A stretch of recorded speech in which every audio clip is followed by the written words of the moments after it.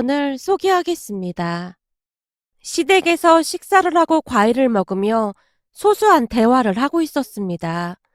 평소 말이 없던 도련님이 조금이라도 말을 하려고 애쓰는 모습이었어요. 엄마, 우리 회사에 여직원이 한 명 있는데 좀 괜찮은 것 같아. 나한테 관심도 있어 하고 한번 진지하게 만나볼까? 그러던지. 너도 이제 결혼할 나이가 되긴 했지. 뭐야, 언제는 내가 빨리 결혼했으면 좋겠다고 하더니 이제는 관심도 없는 거야? 나 조금 서운하려고 하네. 그냥 엄마가 좀 피곤해서 그래. 그럼 밥도 먹고 했으니까 난 이만 방에 들어가서 좀 쉴게. 시어머님이 힘겹게 자리에서 일어나고 있었기에 제가 시어머님을 부축하고 있었는데요. 순간 시어머님이 눈물을 가득 머금은 목소리로 말을 꺼냈어요. 이제는 다리도 내 말을 잘 안 듣는구나. 내가 어쩌다 이리 됐는지 모르겠다. 어머님, 제가 카페에 가입해서 확인해보니까 처음에만 그런다고 하더라고요. 근데 시간이 지나면 금방 괜찮아진대요. 뭐 카페? 무슨 카페? 너 혹시 암 환자 모인 그런 카페에 가입한 거니? 왜? 혹시나 내가 잘못되기라도 할까봐? 시어머님의 서슬퍼런 목소리가 집안에 울려 퍼지고 있었어요. 그 바람에 제가 움찔한 채 기어들어가는 목소리로 대답했습니다. 그런 게 아니라 조금이나마 어머님께 도움을 드리고 싶은데 저희가 아는 게 아무것도 없더라고요. 어머님 기분 나쁘게 해드렸다면 정말 죄송합니다. 제가 급히 시어머님께 사과를 했는데 당신이 말 실수했다는 것을 깨달은 것인지 시어머님이 풀죽은 목소리로 입을 열었어요. 아니다. 내가 미안하구나.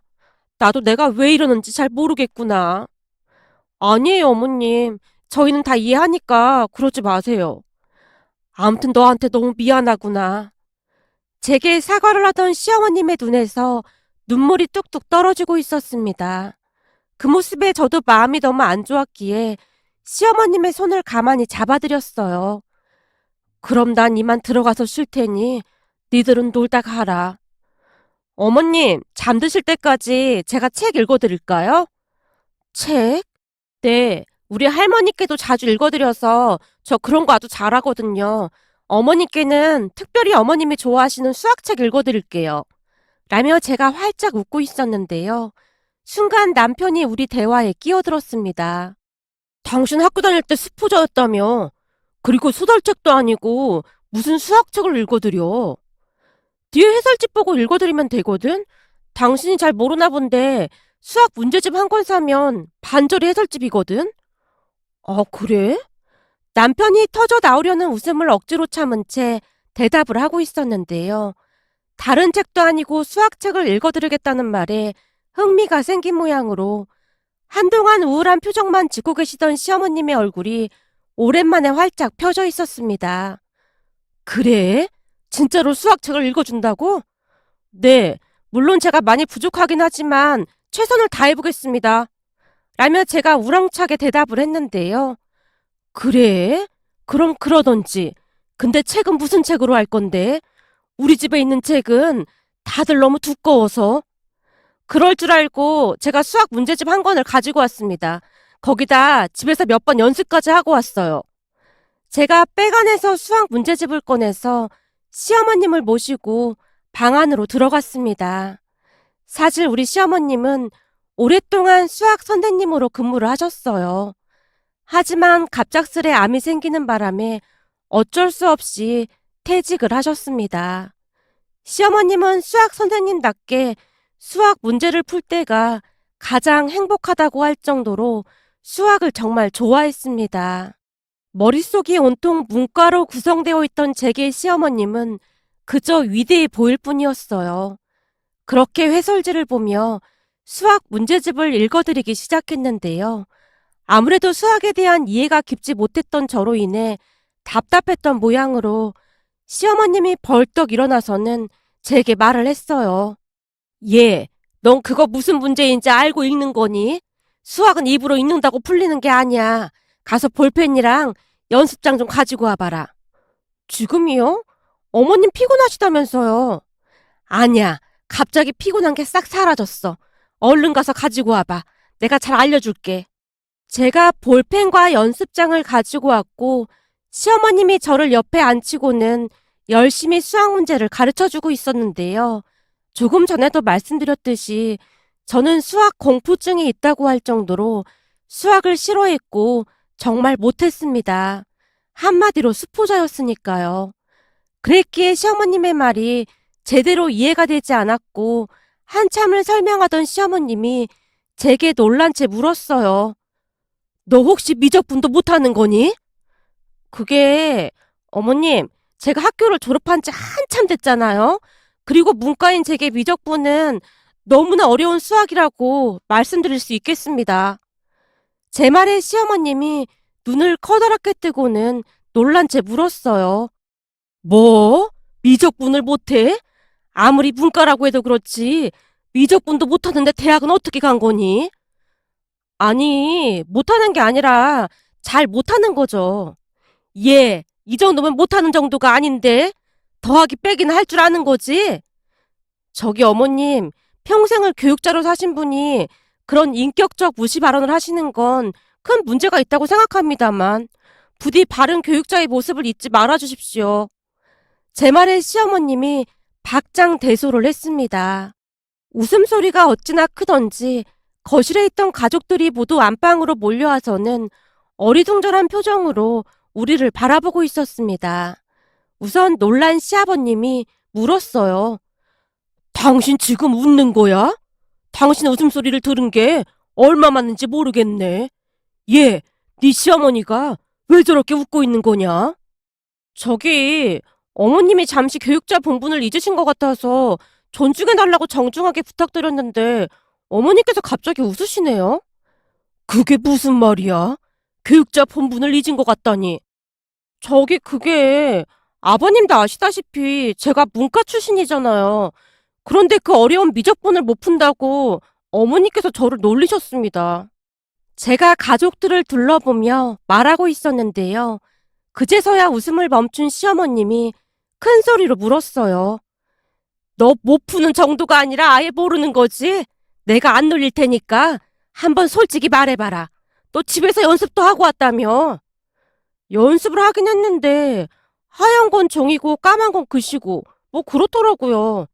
그래도 나름 인터넷 강의도 듣고 그랬는데 그 강사들이 쓰는 말이 한국어가 아니더라고요.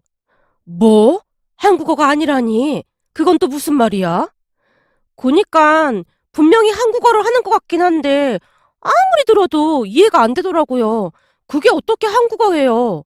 제가 볼 때는 완전 외계어던데요.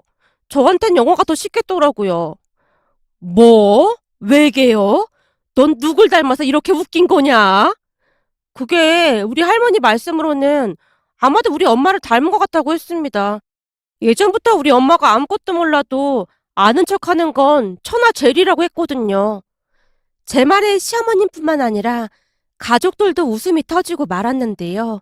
시아버님 말씀처럼 그날 정말 오랜만에 시어머님의 웃음을 본 것 같았어요. 배까지 움켜잡으며 웃던 시어머님이 큰 결심을 한 듯 말을 꺼냈어요. 너 말이야, 오늘부터 나랑 같이 수학 공부하자. 수학 공부를요?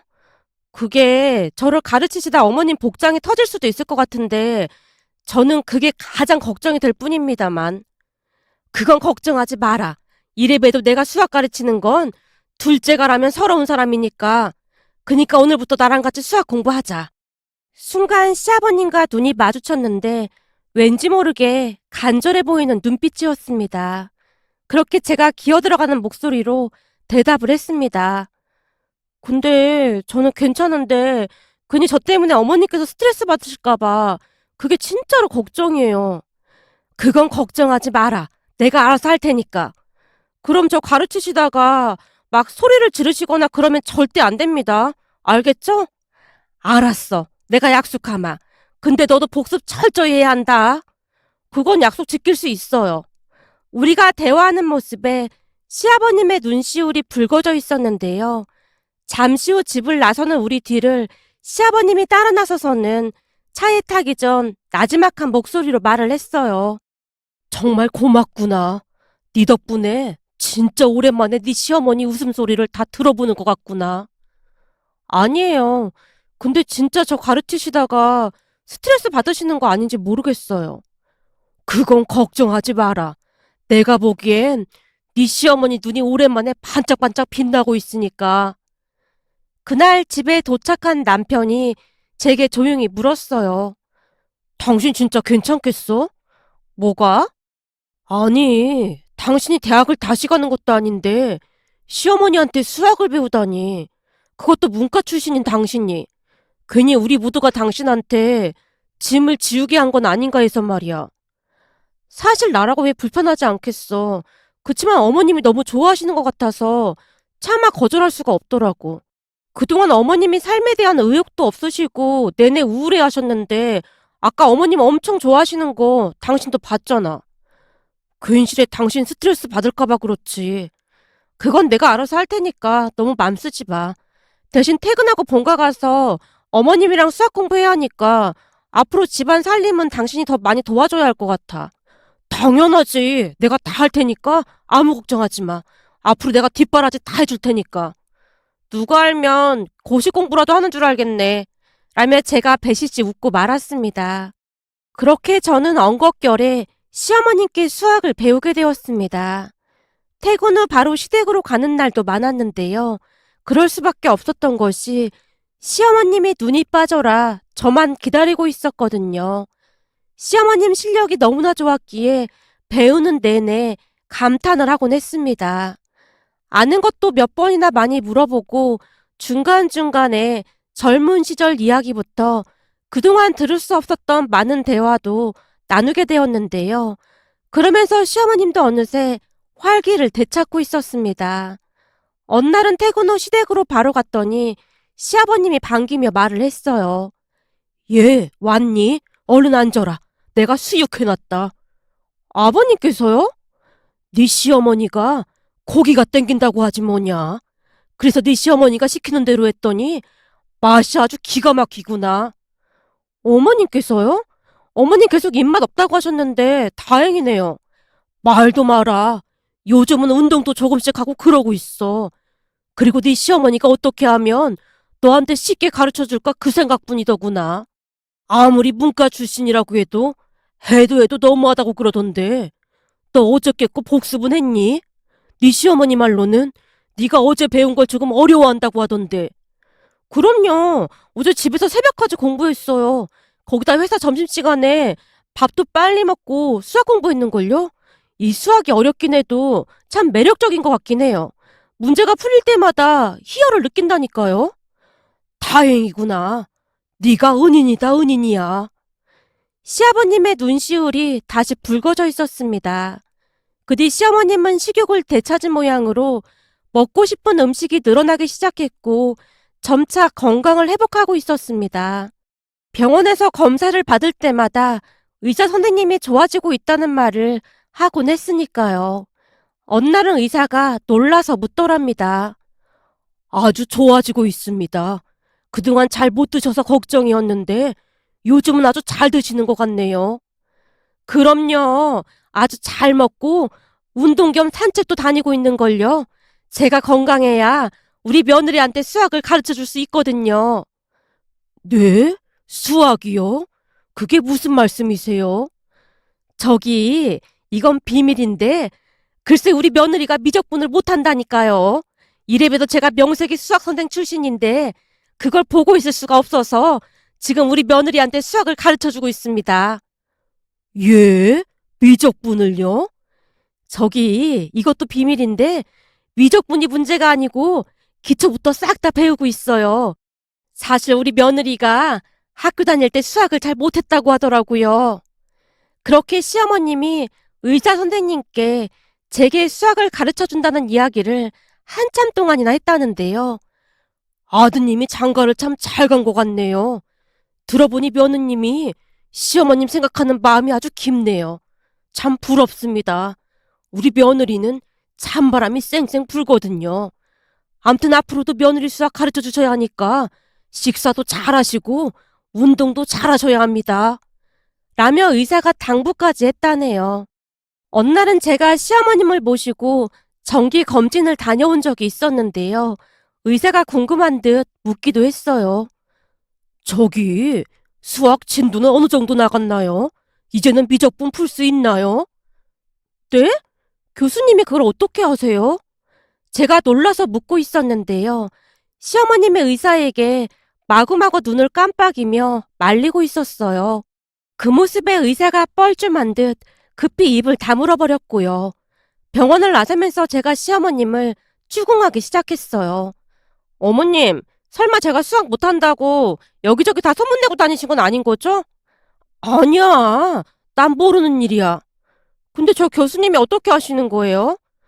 그건 나도 잘 모르지. 시어머님이 급히 말을 돌리고 있었습니다. 하지만 시어머님의 얼굴 표정은 그 어느 때보다 밝아 보였어요. 그러던 어느 날은 제가 임신까지 하게 돼서 집안이 축제 분위기가 되었습니다. 그런데 제 임신 소식을 듣자마자 시어머님의 눈이 더욱 반짝이고 있었어요. 예, 이제부턴 더 열심히 수학 공부를 해야겠구나. 엄마, 이 사람 임신이라 힘든데 이제 그만하는 건 어떨까? 그만한다고? 시어머님이 풀죽은 목소리로 말을 하고 있었기에 제가 급히 말을 꺼냈어요. 제가 어디서 들었는데 태교로 일부러 수학 문제 푸는 사람들도 많다고 하더라고요. 계속해도 될 것 같아요. 당신 괜찮겠어? 남편이 걱정스레 묻고 있었지만 제가 괜찮다고 했고 그 뒤로도 우리는 계속해서 수학 공부를 했습니다. 시어머님 건강이 좋아지면서 시어머님이 우리 집에 와서 가르쳐 주시는 날이 많았기에 어느 날은 우리 엄마와 마주치게 되었는데요. 시어머님을 보자마자 엄마가 고마운 듯 말을 꺼내기도 했어요. 사부인, 저는 우리 딸 머리가 돌머리인 줄 알았잖아요. 예? 돌머리요? 세상에 학교 다닐 때 좋은 대학 좀 보내보려고 과외도 시켜보고 그랬는데 어느 날은 수학 과외 선생님이 도저히 못 가르치겠다고 두 손 두 발 다 들고 간 적도 있었거든요. 근데 사부인이랑 같이 공부하면서 그동안 풀리지 않았던 미적분이가 뭔가를 풀 수 있게 됐다고 아주 난리도 아니더라고요. 근데 아무리 봐도 사부인 실력이 진짜 좋은가 봅니다. 대체 어떻게 하셨길래 돌머리가 미적분을 풀게 됐을까요? 라고 물었는데요. 엄마의 표정이 너무나 진지했던 나머지 시어머님이 웃음을 터뜨리고 말았어요. 그렇게 저는 막달 때까지 태교를 한다는 마음으로 열심히 공부를 했습니다. 그런데 그 뒤 기적이 일어날 줄 누가 알았겠습니까? 우리 아들이 자라면서 수학에 천부적인 재능이 있다는 걸 알게 되었거든요. 극기하는 영재검사에서 수학 영재로 확인이 되었습니다. 어느 날은 친정에 갔더니 동생과 제부가 저를 기다리다가 급히 말을 꺼냈어요. 언니, 우리가 곰곰이 생각해봤는데 준서 말이야. 절대 그럴 수가 없거든? 우리 준서가 왜? 그렇잖아. 내가 듣기로는 아빠 머리보다 엄마 머리를 더 많이 닮는다고 하던데 언니는 옛날에 수포자였잖아. 근데 준서가 수학 영재라니 이게 말이나 되는 소리야? 네가 잘 몰라서 그러는데 나 이제는 옛날에 그 수포자가 아니거든. 준서가 내 머리를 닮은 게 확실하다 이 말이야. 너도 알다시피 이게 다 우리 시어머님 덕분이야. 그니깐 사돈어르신이 언니한테 수학을 가르치실 정도면 나도 할 수 있을 것 같거든? 학교 다닐 때 내가 언니보다 수학은 훨씬 잘했잖아. 그래서 하고 싶은 말이 뭔데? 그래서 말인데 사돈어르신께 나도 수학 좀 가르쳐달라고 하면 안 될까? 뭐? 우리 어머님께? 아무리 그래도 사돈인데 그건 좀 그렇지 않니? 사돈 사이가 좀 불편한 사이인데 시댁으로 가서 밖에도 그럴 것 같고. 그니까 언니가 말 좀 잘해주면 안 될까? 내가 이 나이에 어디 가서 수학을 배우겠어. 요즘은 스터디 카페 같은 곳에서 공부해도 된대. 언니가 한 번만 물어주면 안 될까? 제발. 제 동생이 어찌나 간절하게 묻던지 거절을 하지 못한 채 어쩔 줄을 몰라 하고 있었는데요. 남편이 먼저 입을 열었습니다. 내가 보기엔 우리 엄마도 좋아하실 것 같은데? 엄마 누구 가르쳐주는 거 무진장 좋아하시잖아.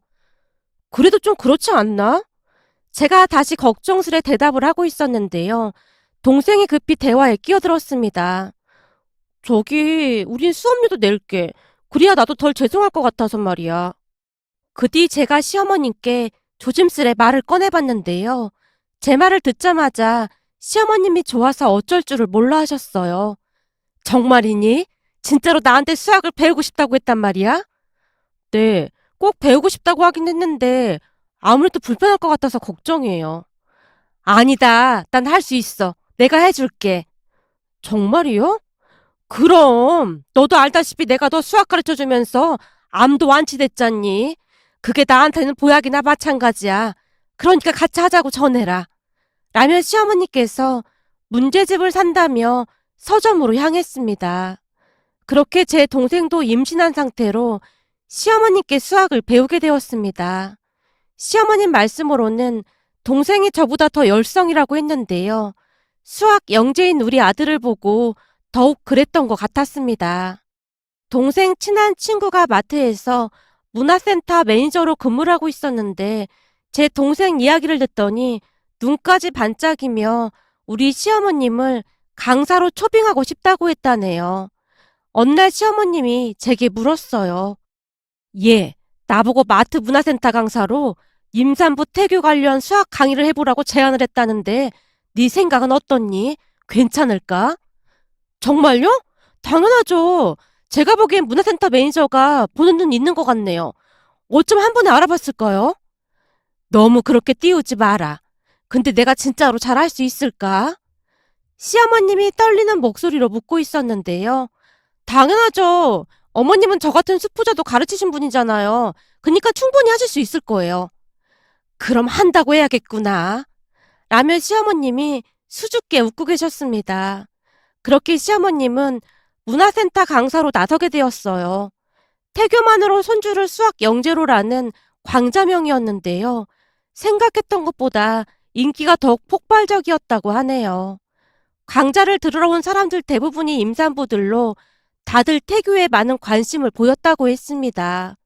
거기다 강의를 하는 내내 시어머님이 쉽고 재미있게 가르쳐 주다 보니 더욱 인기를 끌게 되었고요. 그쯤에서 시아버님은 시어머님 뒷바라지를 하느라 여념이 없어 보였는데요. 바쁜 시어머님을 위해 열심히 건강식을 만들어서 도시락까지 싸주셨거든요. 그렇게 시어머님은 암을 이겨내고 완치 판정까지 받았는데요. 지금은 누구보다도 건강하게 잘 지내고 계신답니다. 두 분이 손을 잡고 운동을 하러 가시는 모습에 예전 일들이 주마등처럼 스쳐 지나가 이렇게 글 남겨봅니다. 우리 시부모님께서 건강하게 오래오래 우리와 함께하길 간절히 바라봅니다. 오늘의 사연은 여기까지였습니다. 즐겁게 보셨다면 구독, 좋아요 부탁드립니다. 고맙습니다.